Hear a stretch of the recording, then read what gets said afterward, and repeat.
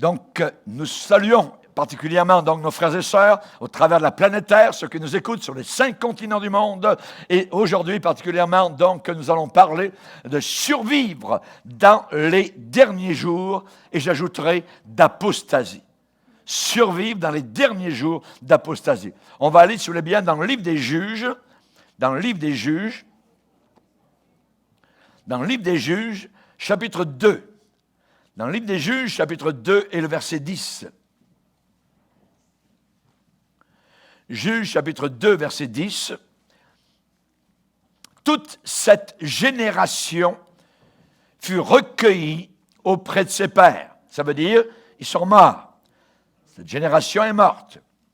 Et il s'éleva après elle une autre génération, mais avec une certaine caractéristique, qui ne connaissait pas l'Éternel, ni ce qu'il avait fait en faveur d'Israël. Les enfants d'Israël firent alors ce qui déplaît à l'Éternel, et ils servirent les Baals. Ils abandonnèrent l'Éternel, le Dieu de leur père, qui les avait fait sortir du pays d'Égypte. Et ils allèrent après d'autres dieux, d'entre les dieux des peuples qui les entouraient. Ils se prosternèrent devant eux, et ils irritèrent l'Éternel. Ça veut dire qu'ils le mirent en colère. Ils abandonnèrent l'Éternel, et ils servirent Baal et les Astartés. La colère de l'Éternel s'enflamma contre Israël. Il les livra, il les abandonna entre les mains des pillards qui les pillèrent. Il les vendit entre les mains de leurs ennemis d'alentour. Et ils ne purent plus résister à leurs ennemis. Partout où ils allaient, la main de l'Éternel était contre eux pour leur faire du mal, comme l'Éternel l'avait dit, comme l'Éternel le leur avait juré. Amen. Seigneur, nous te bénissons. Nous sommes parvenus à une époque méchante et une époque qui se dit chrétienne mais qui est souvent apostate. Nous te prions, Seigneur, de nous aider à comprendre, à réaliser ce que ta parole nous déclare. Comment vivre au milieu d'une génération apostate, au milieu de chrétiens qui n'en portent que le nom. Nous te demandons, Seigneur, que tu puisses nous aider. Nous ne voulons pas être vomis comme tu vomiras l'église de Laodicée, Seigneur, non repentante. Nous te demandons, Seigneur Jésus, que le Saint-Esprit, en cette journée, nous aide à comprendre le péril, le danger, Seigneur, qui guette ceux qui s'éloignent, ceux qui prennent Dieu et sa parole à la légère et de façon frivole. Nous te demandons de nous aider, Père. Sonde nos cœurs. Regarde si nous sommes sur une mauvaise voie et que nous puissions, Seigneur, nous placer sur les rails de l'éternité. Dans le nom puissant de Christ Jésus. Amen. Et tout le peuple dit Amen. Amen. On peut s'asseoir, frères et sœurs, chers amis. Survivre dans les derniers jours. Ici, nous avons l'exemple d'une génération qui connaissait Dieu, qui vivait avec Dieu, qui était béni de Dieu et qui, comme normal, a péri, décédé les uns après les autres. Est arrivée une nouvelle génération qui, eux, ne connaissaient pas Dieu, s'en fichaient totalement, avaient entendu parler leur père de ce que Dieu avait fait, mais ils ne voulaient pas se soumettre. Et la parole de Dieu dit qu'ils sont allés vers les païens et sont devenus eux-mêmes comme les païens. Alors, il est dit qu'ils ne purent plus résister à leurs ennemis. Dieu enlève sa garde, Dieu enlève sa protection lorsqu'on s'éloigne, évidemment, donc, de lui. Et partout où ils allaient, il est dit que la main du Seigneur était contre eux pour leur faire du mal, comme il l'avait dit. Souvent, des gens lisent dans la parole de Dieu les bénédictions que Dieu promet, mais ils oublient l'autre côté parce que Dieu aussi. Il faut lire le chapitre en entier. Parce qu'il dit béni, béni, béni, béni, celui qui fait ceci, celui qui fait cela. Mais on s'arrête là. Mais il dit aussi maudit, maudit, maudit, maudit, maudit, celui qui fait cela. Donc nous devons faire attention. Et ici, le Seigneur est en train de dire qu'il agissait contre eux comme il le leur avait dit. Comme il le leur avait dit. Nous sommes arrivés à une génération de la fin, où beaucoup de chrétiens, tels que la Bible dit, n'auront plus que l'extérieur, l'apparence, le vernis de la piété. Mais ils en renieront ce qui en fait la force. Et qu'est-ce qui fait la force d'un vrai chrétien? C'est la sanctification, c'est la mise à part, l'éloignement du péché. Pendant plusieurs générations, jusqu'environ aux années 60, la boisson, le breuvage le plus vendu et apprécié pour la plupart en Amérique du Nord et en Europe, c'était Coca-Cola. Mais Pepsi a décidé de cibler la plus jeune génération. Donc, que Coke, s'occupe de l'ancienne génération, le vieux marché, on pourrait dire, voyez, et c'est ce qu'ils ont décidé. Dans les années 80, Coca-Cola a reformulé sa boisson. Ils ont donné un nouveau nom qui s'appelait le Nouveau Coke. Plus doux, plus sucré. Et ils ont dit, c'est le nouveau goût de Coca-Cola. Mais ce fut la plus grande erreur de marketing. Il y a eu une réaction, il y a eu un contre-coup. Les loyaux buveurs de l'ancien Coke ont réagi fortement.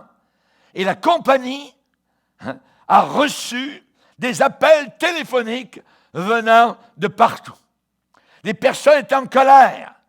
Ils ont reçu des lettres virulentes qui ont été envoyées à leurs quartiers généraux. Les buveurs du Coke classique aimaient l'ancienne recette.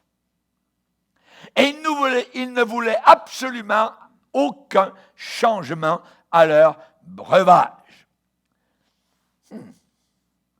Donc, ce qui s'est passé, c'est qu'ils ont été obligés d'admettre, de reconnaître que le nouveau Coke n'était pas la vraie chose, qu'il y avait eu un changement de recette. Alors, dans leurs quartiers généraux, ils ont eu une idée géniale. Une idée géniale. C'est qu'ils ont fait des excuses nationales en Amérique. Ils ont retiré de toutes les tablettes le nouveau Coke de tous les magasins et de toutes les étagères. Ils ont ramené la formule d'origine sous le nom Coke classique. Coke classique. Parce que leur fameux nouveau Coke était un compromis. Ils avaient changé, ils avaient modifié la recette originale. Et j'aimerais aujourd'hui, à partir de là, vous rappeler une chose. C'est que lorsque vous avez quelque chose de vrai et de classique qui a passé au travers de tous les siècles, depuis 20 siècles, n'avons pas besoin de le modifier, de le changer, de le moderniser à cause des pressions venant de la nouvelle génération. Amen. Alléluia. L'autorité et la suffisance de la parole de Dieu a été démontrée. Nous avons tout dans les Écritures. Nous ne voulons pas modifier, changer, altérer la parole du Seigneur. Nous sommes dans les derniers jours, n'oubliez pas, de la chrétienté. Et l'avertissement est très sérieux à tous les enfants de Dieu. La parole de Dieu nous montre l'exclusivité, la centralité de l'évangile de Jésus-Christ. Nous avons l'évangile classique. Pourquoi le changer? Nous avons la vraie chose. Nous avons l'authentique. Ce qui change les cœurs, les vies, ce qui transforme les vies. Pourquoi le changer? Pourquoi le moderniser? C'est un évangile de sang, c'est un évangile de la croix, c'est un évangile qui a changé au travers des 20 siècles passés des millions d'hommes, de femmes, de jeunes gens et de jeunes filles. Pourquoi le changer? Nous avons une nouvelle génération qui ne connaît pas Dieu. Nous avons des nouveaux pasteurs aujourd'hui. Souvent ne connaissent même pas Dieu. Sont juste des gens religieux, n'ont même pas été sauvés, sont derrière un pupitre avec une Bible. C'est tout. Tout essai pour tordre l'Évangile, pour diluer, pour renier, moderniser, c'est une catastrophe spirituelle, comme celle de Coke dans les années 80. Nous demandons de retirer des étagères le nouvel évangile. Nous sommes habitués au vieil évangile de la croix, au sang de Jésus qui a coulé des veines d'Emmanuel et qui a abreuvé des millions de personnes au travers des siècles. Et nous avons construit actuellement des citernes qui ne retiennent pas la bénédiction. L'apôtre Paul a dit dans 1 Corinthiens 15, « L'évangile que je vous ai annoncé, que vous avez reçu, dans lequel vous avez persévéré et par lequel vous êtes sauvés, si, S-I, si vous le retenez tel que je vous l'ai annoncé. » Il va dire, sinon, vous auriez cru en vain pour rien. Ne changez jamais l'évangile de la croix. Notre mission, notre appel, c'est de coller au classique. C'est de persister dans le classique, de persévérer, de rester, de demeurer dans le classique. On a été averti qu'à la fin des temps, dans les derniers jours, les hommes méchants, ils ne sont pas toujours à l'extérieur. Il y a des hommes méchants à l'intérieur, supposément, de l'Église, d'une supposée Église. Les hommes méchants et imposteurs, séducteurs, avanceront toujours plus dans le mal, égarés eux-mêmes et égarant ceux qui les écoutent. Toi, Timothée, demeure, reste, bouge pas. Demeure dans les choses que tu as apprises et reconnues certaines. Bouge pas de là. On ne veut pas de nouveauté. On ne veut pas de modernisme dans l'Église de Dieu. On peut habiter des bâtiments plus modernes, il n'y a pas de problème. Mais le cœur de l'Église, ce n'est pas le bâtiment, c'est l'Évangile, ce qui est prêché à l'intérieur. Alléluia. Ce n'est pas la peau de la pomme. Amen, c'est le cœur de la pomme qui est important. Et Paul va dire quand nous-mêmes, quand un ange du ciel annoncerait un autre évangile, un évangile différent de celui que vous avez embrassé, alors c'est moi-même ou un autre apôtre ou un ange du ciel qui annoncerait un autre évangile, qu'il soit maudit, anathème. Est-ce qu'un pasteur peut être maudit? Oh yes. Parce qu'il change la parole de Dieu. C'est intouchable. On a l'évangile de gloire qui vous a transformé. Pourquoi le changerions-nous? Pourquoi le moderniserions-nous? Jésus a dit, si vous demeurez dans ma parole, vous êtes vraiment mes disciples. Si vous restez dans ma parole, elle a 2000 ans. Alléluia. Et nous aimons le vieux livre. Parce que le vieux livre nous parle même du futur, de ce qui s'en vient. C'est un livre très, très moderne. La Bible, le livre le plus vendu au monde entier, best-seller. Et le Seigneur de dire à l'église de Philadelphie, qui se trouve dans la période avec Laodicée, dans la même période à la fin des temps, parce que tu as gardé ma parole. La parole, la persévérance en moi, je te garderai en dehors. Tu vas être enlevé. tu vas participer à l'enlèvement. Parce que tu as gardé ma parole. Tu n'as pas voulu la moderniser, tu n'as pas voulu la changer, tu n'as pas voulu avoir un nouvel évangile, comme les gens n'ont pas voulu avoir un nouveau Coke. Maintenant, prenez votre Bible et allez voir à la fin de votre Bible, juste avant l'Apocalypse. Juste avant. Il y a là une carte postale qui a un seul chapitre qui s'appelle l'Épître de Jude. L'Épître de Jude, juste avant l'Apocalypse. C'est le dernier livre du Nouveau Testament, juste avant l'Apocalypse. Jude était le demi-frère de Jésus-Christ. Et regardez bien, verset 3.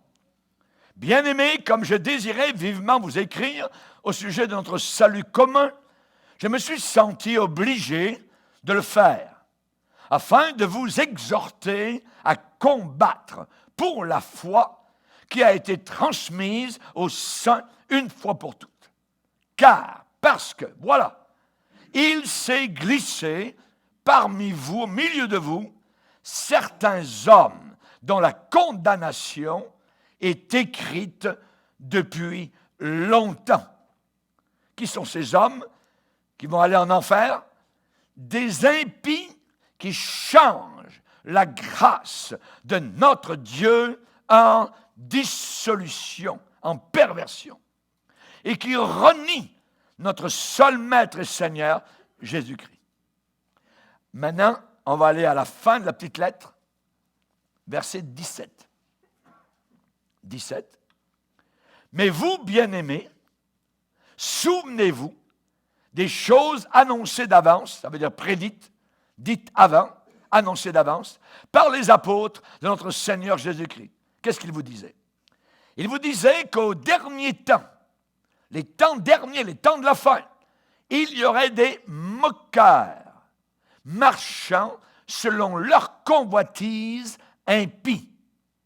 Ce sont ceux qui provoquent des divisions à l'intérieur de l'Église, des hommes sensuels qui marchent avec leur sens, n'ayant pas l'Esprit. Ça veut dire qu'ils ne sont même pas sauvés, parce que pour être sauvé, il faut avoir l'Esprit de Dieu.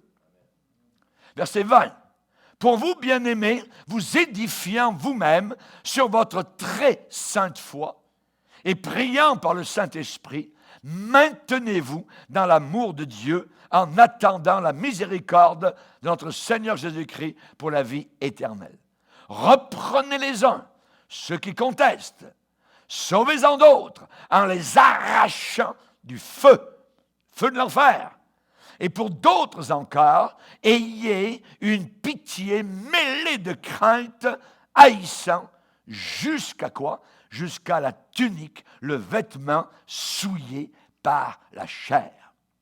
Verset 24. Or, à celui qui a le pouvoir de vous préserver de toute chute et vous faire paraître devant sa gloire irrépréhensible et dans l'allégresse, à Dieu seul, notre Sauveur, par Jésus-Christ, notre Seigneur, soit gloire, majesté, force, puissance, dès avant tous les temps, et maintenant, et dans tous les siècles. Amen, amen, amen. Ici, nous venons de lire le dernier avertissement avant l'Apocalypse.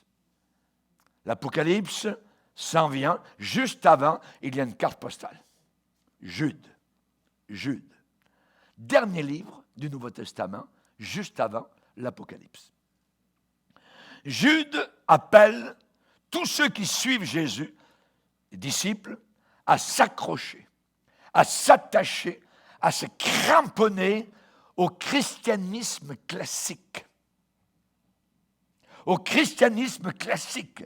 Plus que cela, à le défendre, à le soutenir, à le garder, à se battre pour cet évangile et à combattre pour la vraie foi. Combattre. Versets 3 et 4. Bien-aimés, comme je désirais vivement vous écrire au sujet de notre salut commun, je me suis senti obligé de le faire afin de vous exhorter à combattre. Qu'est-ce que Jésus a dit? Quand je reviendrai, trouverai-je la foi sur la terre? Elle est en train de disparaître, la vraie foi. Et même elle disparaît à l'intérieur.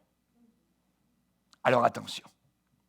Le Saint-Esprit dit expressément que dans les derniers temps, plusieurs abandonneront la foi pour s'attacher à des esprits séducteurs par l'hypocrisie de faux pasteurs, de faux docteurs. Comment le diable travaille? Il travaille par le médium de faux pasteurs.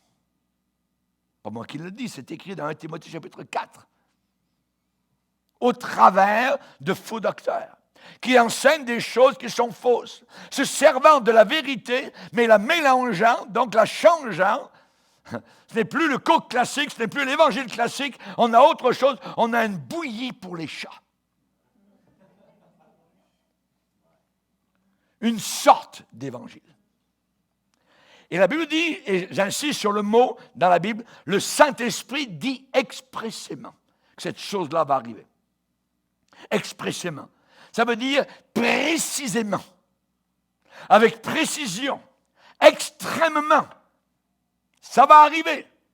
Beaucoup abandonneront la foi, des chrétiens qui soudain abandonnent la vraie foi pour s'attacher à des esprits séducteurs, à des démons séducteurs. Mais comment ces démons travaillent? Ils travaillent au moyen par le biais de faux docteurs. Alors il faut savoir ce qu'on croit, il faut vérifier ce qu'on croit, il faut être de véritables béréens. Mais comme aujourd'hui la parole de Dieu, ce n'est pas ça qui nous importe, c'est les feelings, c'est les sentiments, voyez.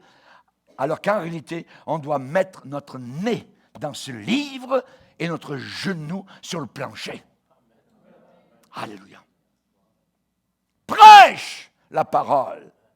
Timothée, prêche cette parole. Parce qu'il viendra une époque où les hommes ne supporteront plus la saine doctrine. Nous y sommes. Aujourd'hui, si vous prêchez la saine doctrine, non, on vous appelle légaliste, on vous appelle vieux jeu, on vous appelle même un tordu, on vous appelle même un faux prophète. Prêche la parole. Parce qu'il viendra une époque où les hommes ne supporteront plus la saine doctrine, mais il y a la démangeaison d'entendre des choses agréables. Ils se donneront une foule d'enseignants, de pasteurs, de docteurs, de prophètes à bric-à-brac. Le livre de Jude est appelé les actes des apostats. Les actes des apostats. L'avertissement est très sobre. Ça veut dire les apostats vont se mélanger, vont se mêler au véritable peuple de Dieu. Ils vont entrer, ils vont s'immiscer. Ils vont prétendre être de véritables croyants. En réalité, ce sont des parasites. Ce sont des serpents, des couleuvres dans le jardin de Dieu. La Bible dit qu'ils auront l'apparence de la piété. L'apparence de la piété. Ce qui intéresse le Seigneur, c'est comment tu vis. Ce n'est pas si tu es assis dans une église. Comment tu vis? Est-ce que tu vis fidèlement avec ton épouse, avec ton mari? Est-ce que tu payes tes impôts? Est-ce que tu mens au gouvernement? Quand tu voyages, est-ce que tu voyages avec la secrétaire? Et ensuite, quand tu arrives à l'hôtel, tu as la même chambre que la secrétaire? Hey, hey! Comment tu vis? Parce que tu prêches. Ils auront l'apparence de la piété. Ils auront l'extérieur, la surface, le vernis. Mais ils en renieront ce qui en fait la force. Les parasites à l'intérieur de l'Église. On a été avertis. On a été avertis. Il y a la lumière de ce danger qui est toujours présent. Les véritables disciples de Jésus doivent défendre la foi, combattre pour la foi. Jude a été écrit en disant, je vous ai écrit pour vous exhorter à combattre pour la foi. Parce qu'il s'est glissé parmi vous certains hommes dont la condamnation est programmée depuis longtemps. Saviez-vous que nous sommes entrés depuis environ une génération dans les programmes? On a les programmateurs, voyez. Mais d'où ils ont pris ce mot programme? Ça vient du grec. Programmatos. Ça veut dire quoi? Ça veut dire écrit depuis longtemps. Écrit depuis longtemps. Programmatos, ça veut dire programmer. Et ces hommes qui s'immiscent à l'intérieur de l'Église, qui viennent se faufiler, qui sont des faux prophètes, qui sont toutes sortes de monde. J'ai une parole pour toi, ma sœur. Ça, où Dieu m'a montré.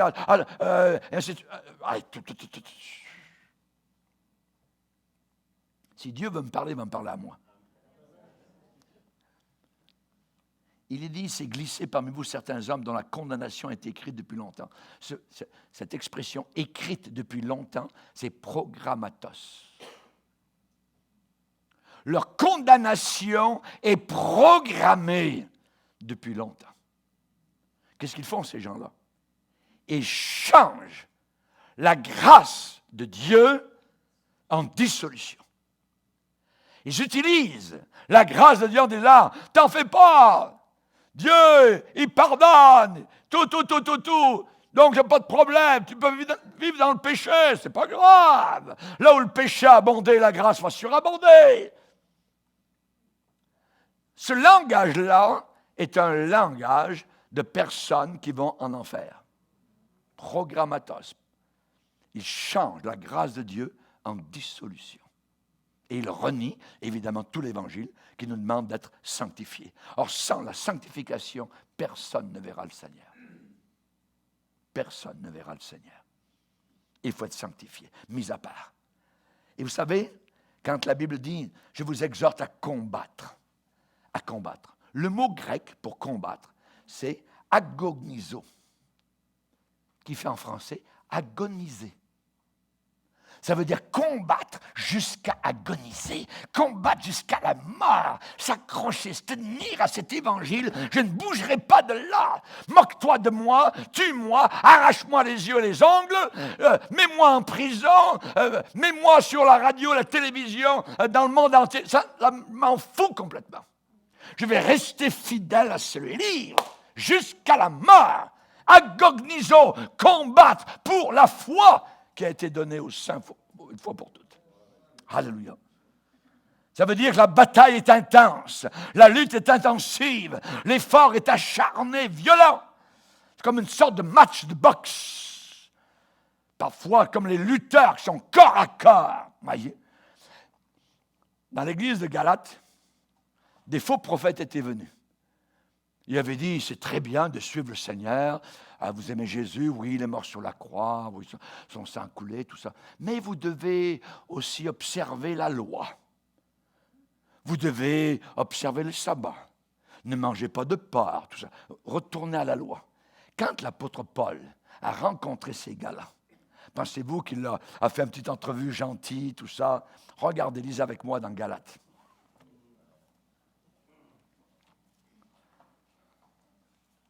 Galates, chapitre 2, verset 4.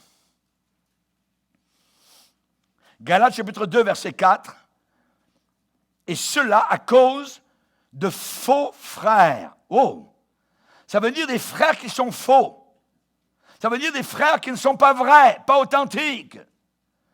À cause de faux frères qui s'étaient furtivement glissés, introduits et glissés parmi nous, pour épier la liberté que nous avons en Jésus-Christ, avec l'intention, donc avec une intention, ils avaient un but, de nous asservir.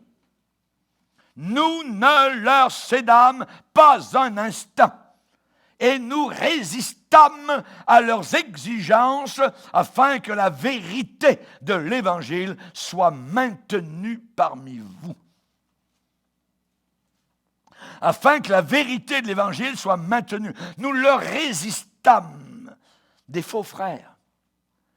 L'apôtre Paul a dit qu'il était en péril, en danger, parmi toutes sortes de choses qui lui étaient arrivées. Il a fait des naufrages, il a été battu, il a été rejeté, persécuté, en prison. Mais il a dit aussi un danger, un autre danger, les faux frères. C'est un véritable danger. des frères qui sont faux, oui, que c'était furtivement, certains pays ont un avion qui s'appelle l'avion furtif. Ça veut dire qu'on ne le voit pas arriver, pouf, il est là. Il y a des gens qui s'introduisent furtivement. Alors il faut combattre. Chaque croyant en Jésus-Christ se doit de combattre pour la foi. Bec et ongle. On se bat pour quoi? Pour le corpus orthodoxe de la vérité, pour la doctrine, pour l'enseignement contenu dans la parole de Dieu. À la fin de sa vie, avant de mourir, l'apôtre Paul a dit, « J'ai combattu, j'ai agonisé, j'ai combattu le bon combat de la foi. J'ai achevé la course, j'ai gardé la vraie foi jusqu'à la fin. Maintenant, la couronne de gloire m'est réservée. » Mais il avait combattu, il avait agonisé pour la doctrine. Je vais vous donner des expressions. La Bible parle de « égaré loin de la foi ».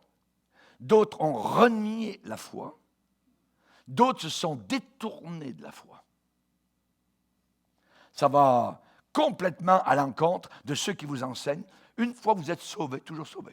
Faites ce que vous voulez. Vous ne pouvez pas sortir du train, ça c'est... Hein? Ah oui, vous pouvez sortir du train. Vous pouvez sauter quand vous voulez. Vous pouvez sauter jusqu'au fond de l'enfer. Vous pouvez sauter jusque dans les flammes de feu éternel. La Bible dit que l'amour de l'argent, un faux prophète, au 1er, 2e, 3e siècle, était reconnu pour une chose.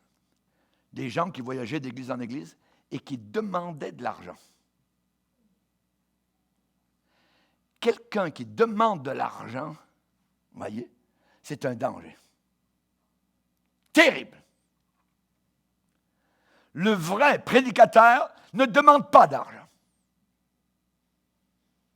Il sait que le Seigneur va pourvoir à ses besoins.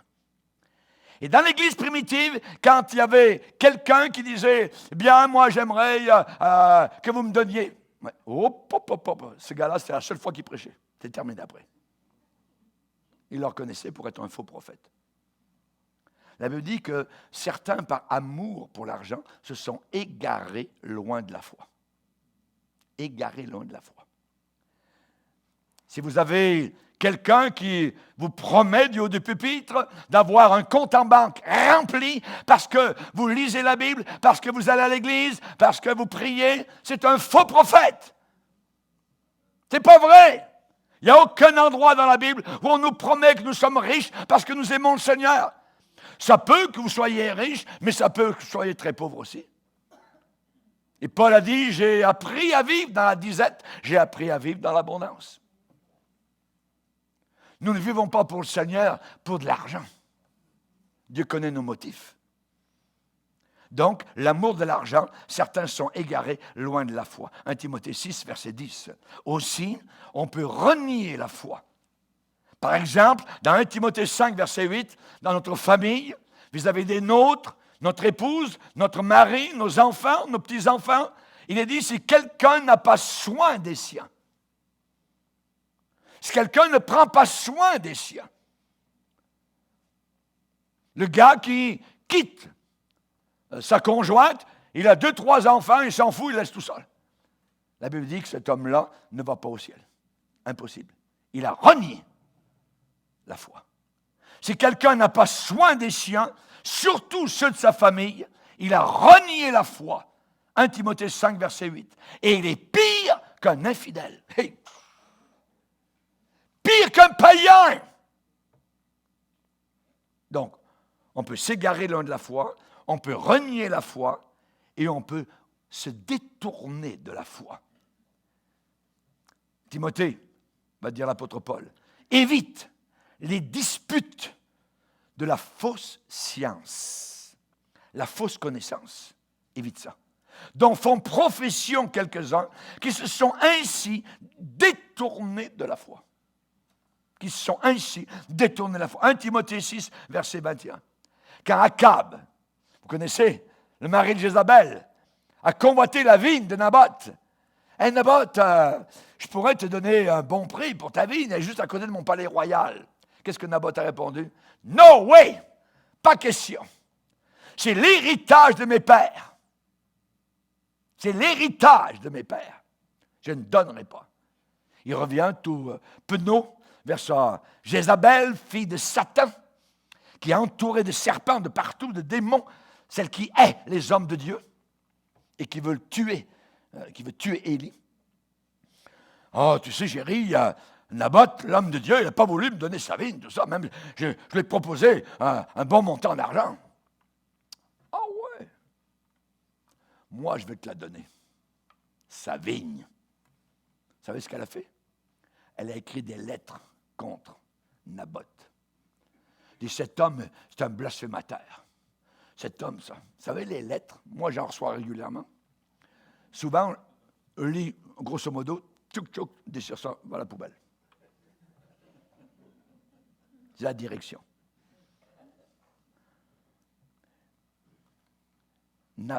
Naboth a été tué par Jézabel, qui a trafiqué, qui a menti, qui a dit aux autres, cet homme, c'est un méchant homme, il a blasphémé Dieu. Tuez-le. Elle a fait venir des témoins, des faux témoins, et ils l'ont tué. Mais Naboth n'a jamais laissé l'héritage de ses pères. Nous avons un héritage. Nous ne le laisserons jamais. Nous ne le laisserons jamais. Nous ne l'abandonnerons jamais. Il est attaché à nous. Comme l'épée d'un certain homme de David, vaillant, est resté attaché à sa main après la bataille. Si nous mourons, nous allons mourir avec l'épée, amen, dans nos mains, crispée sur l'épée de la parole du Seigneur. Combattre, agoniser pour la foi, bec et ongle. Comment la foi nous a été transmise? Comment la foi nous a été apportée? Eh bien, elle nous a été confiée et apportée par Dieu lui-même, avec certitude et finalité dans sa parole.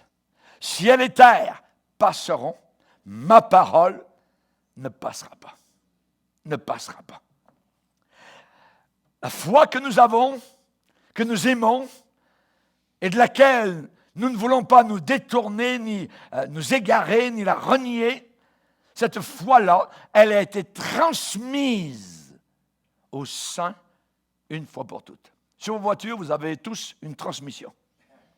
Ça veut dire que vous passez d'une vitesse à l'autre automatiquement. Plus vous appuyez sur le pédale, la transmission, c'est le travail. La transmission, elle transmet les différentes vitesses. Et nous avons la foi qui est au départ. Et la transmission du véhicule est très longue. Au travers de 20 siècles, ça a passé. Cette foi nous a été transmise fidèlement, authentiquement. Et nous l'avons reçue, nous, au 21e siècle. Mais la génération du 21e siècle dit, on est rendu au 21e siècle, puis nous, ça nous prend autre chose, hein, le sang de Jésus, puis le ça, puis la Bible, puis tout ça, Jésus est né d'une vierge, puis l'enfer, tout ça, Dieu est bien trop bon pour l'enfer, tout ça. Moi, il en parle dans la Bible, mais il ne savait pas ce qu'il disait, c'est de suite. Apostasie. Apostasie. C'est très sérieux. Cette foi nous a été transmise aux saints, nous les chrétiens, une fois pour toutes. Ça veut dire, si elle a été transmise une fois pour toutes, touche pas à ça. Touche pas à ça. C'est là, ça reste, ça demeure. Parce que tu as gardé ma parole. Je vais te garder en dehors. Hors de la grande tribulation qui s'en vient sur le monde entier et qui est en train de se préparer sous nos yeux à l'arrière du rideau politique mondial et global. Nous n'aurons jamais besoin d'aucun ajout. Nous n'aurons jamais besoin d'aucun changement, d'aucune modification. Vous, les dames, vous pouvez apporter à la couturière vos belles robes pour des retouches. Vous pouvez retoucher vos robes, mais ne retouchez jamais la Bible. Amen. Alléluia. Ne retouchez jamais la parole de Dieu. Nous avons la parole de Dieu classique. Alléluia. si quelqu'un ajoute quelque chose à cette parole, ou si quelqu'un retranche quelque chose à cette parole, sa vie sera retranchée des portes du paradis. C'est écrit à la dernière page du contrat, à la dernière page de l'Alliance. Relisez cela dans votre propre Bible. On va le relire même dans l'Ancien Testament, Deutéronome 4, verset 2. Deutéronome chapitre 4, verset 2. Maintenant, Israël, écoute les lois et les ordonnances que je vous enseigne. Mettez-les en pratique afin que vous viviez et que vous entriez en possession du pays que vous donne l'Éternel, le Dieu de vos pères. Vous n'ajouterez rien à ce que je vous prescris et vous n'en retrancherez rien. Le mot « rien », c'est rien. Rien, c'est rien. Dans le Nouveau Testament, quand Jésus a parlé du diable et qu'il a dit « Le diable n'a rien en moi ». Est-ce qu'il y avait quelque chose du diable quand même dans Jésus? Non, rien. Ça veut dire ici, le mot « rien » revient 2 fois. Vous n'ajouterez rien à ce que je vous prescris et vous n'en retrancherez rien. Deutéronome 12. Deutéronome chapitre 12, le verset 32. Vous observerez et vous mettrez en pratique toutes les choses que je vous ordonne. Vous n'y ajouterez rien et vous n'en retrancherez rien. Ni plus, ni moins. Alléluia. La parole de Dieu, elle est éprouvée. Proverbe chapitre 30, versets 5 et 6. N'ajoute rien à ces paroles, de peur que Dieu ne te reprenne et que tu sois trouvé menteur. Combattre pour la foi. Ça ne veut pas dire être en colère. Ça ne veut pas dire se disputer tout le temps. Non, non. Ça ne veut pas dire être querelleur. Non. Ça signifie se tenir debout dans ses bottines et ses bottes et ses souliers de bataille et de combat dans ces jours de la fin. Se tenir debout pour la vérité. Beaucoup de chrétiens aujourd'hui se soumettent. Ils sont silencieux. C'est comme des chiens muets qui n'aboient plus devant l'erreur, devant le péché. Ils n'aboient plus. La Bible les appelle muets. Ils ne combattent pas pour la foi, pour le corpus doctrinal. Vous savez ce que l'apostasie veut dire? Remettre son épée dans le fourreau. C'est ça. Ne plus combattre. Il faut combattre. Il faut combattre. Attention au chant des sirènes de notre culture actuelle, cette belle culture. Oh, nous avons notre culture. Ça. Quelle culture? C'est une culture diabolique, pas d'aujourd'hui.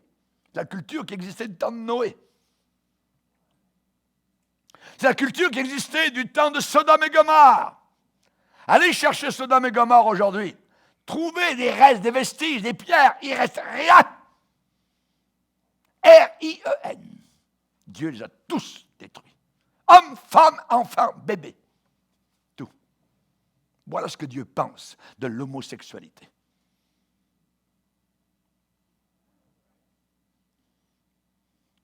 Le chant des sirènes de notre culture, c'est quoi leur chant?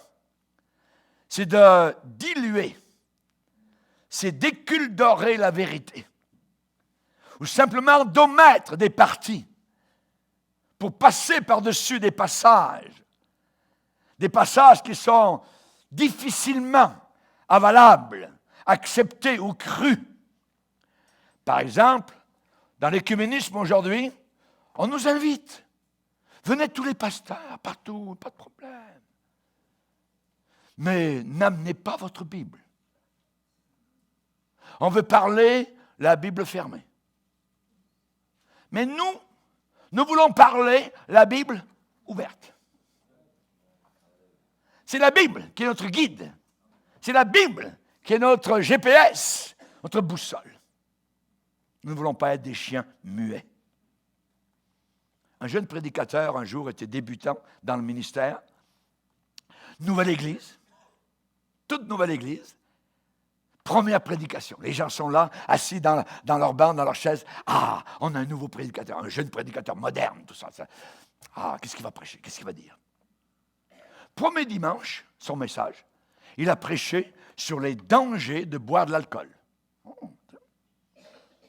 Après la réunion, il y a un diacre qui vient le voir à côté.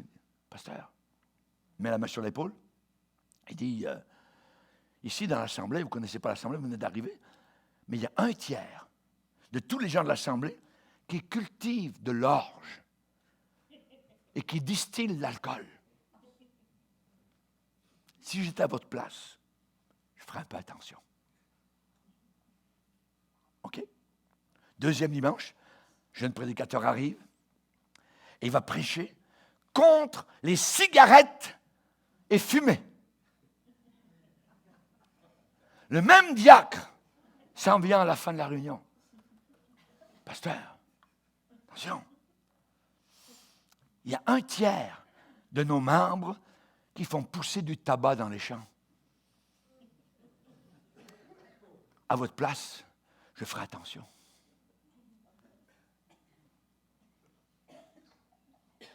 Troisième dimanche, jeune pasteur arrive et il prêche sur les dangers des jeux de hasard. Ah, là, cette fois-là, ça allait marcher.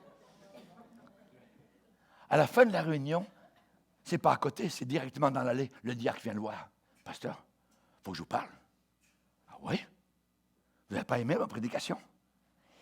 Il dit, c'est qu'il y a un tiers de nos gens qui élèvent des chevaux de course, race pur sang, et les gens misent sur les courses. Jeu de hasard. Il va falloir que vous soyez un peu plus sensibles à notre assemblée. Danger de l'alcool, danger de la cigarette, danger du jeu de hasard. Quatrième dimanche. Le pasteur arrive de nouveau au pupitre. Titre de la prédication. Danger de plonger en pleine mer dans les eaux internationales.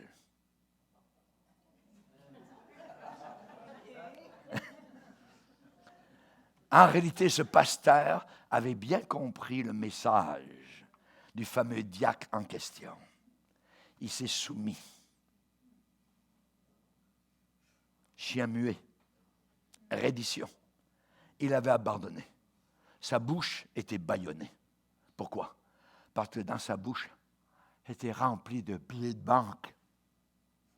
Il ne voulait pas perdre son salaire. Pauvre gars! Vendu, acheté, comme Judas, soumis. Sa bouche était bâillonnée. Il s'était constitué prisonnier.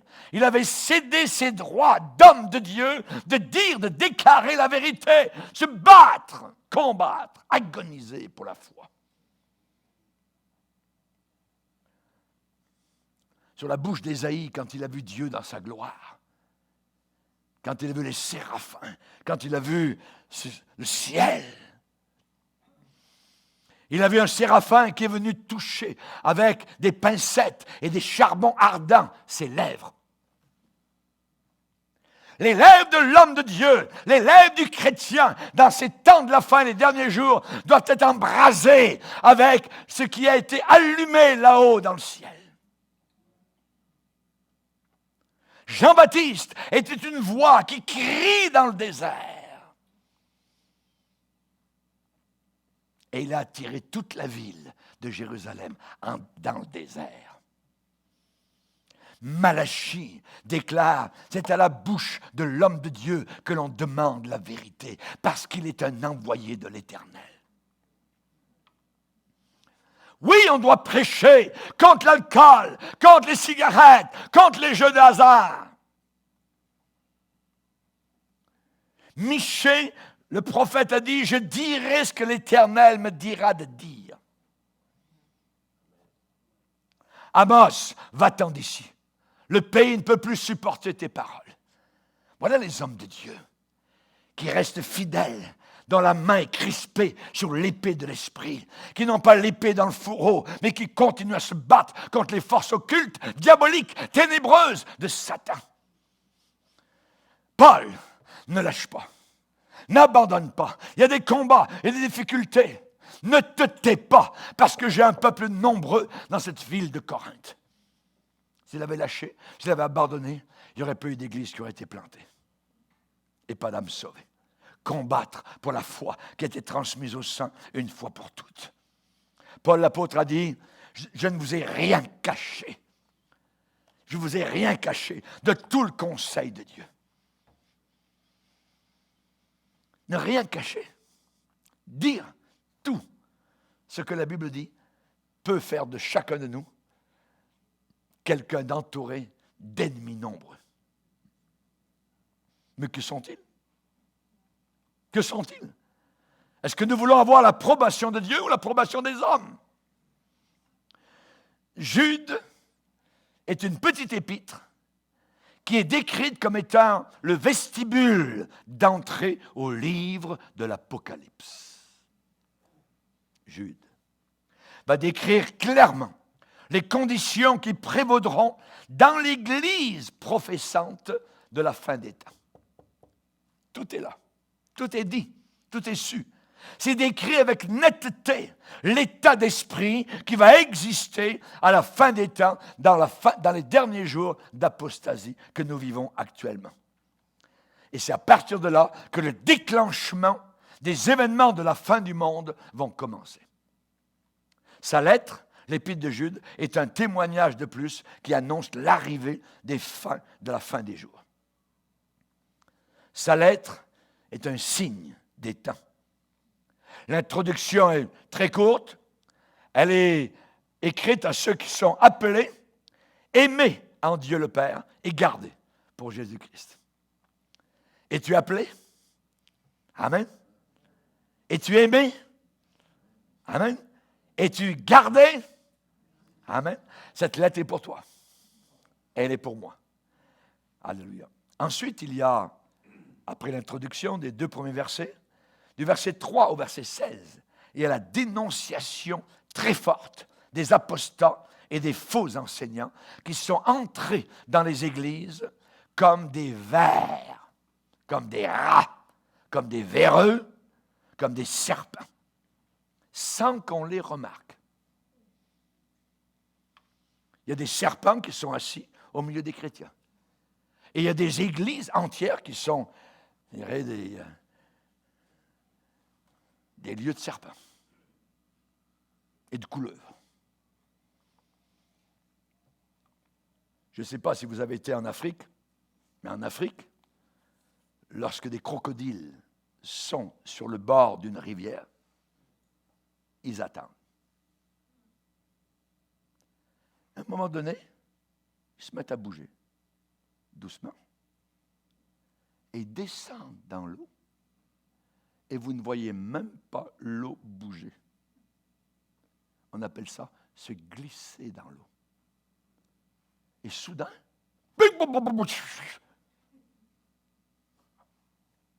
il vient de saisir une proie, un poisson, dans l'eau.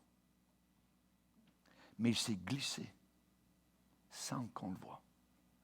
Pas une seule ride sur l'eau. La Bible dit qu'ils se sont glissés parmi vous, comme des serpents, comme des crocodiles, sans aucune ondulation de l'eau, sans aucun bruit, sans clapotis, sans qu'on les remarque. Ils sont glissés parmi vous, certains hommes dont la condamnation est écrite depuis longtemps.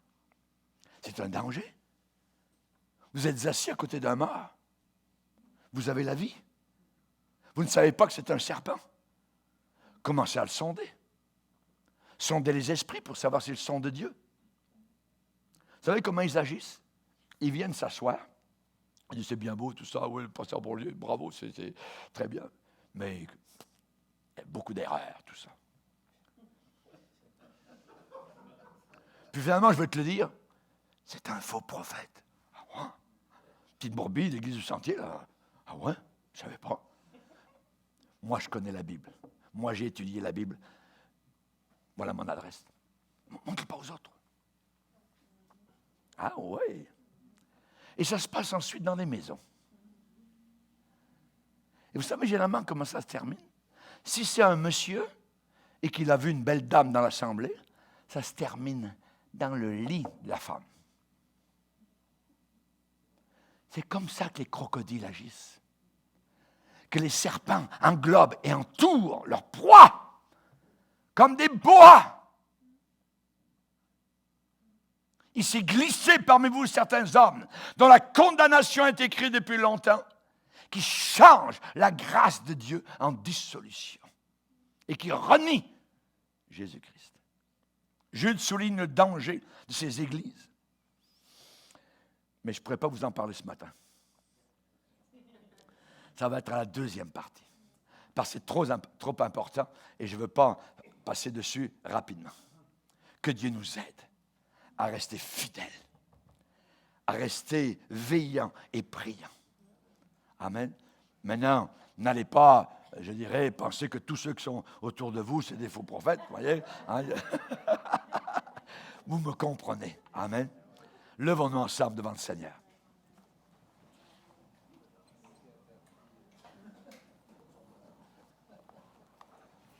Alléluia. Seigneur, nous te bénissons. Seigneur, nous voulons te glorifier et t'adorer.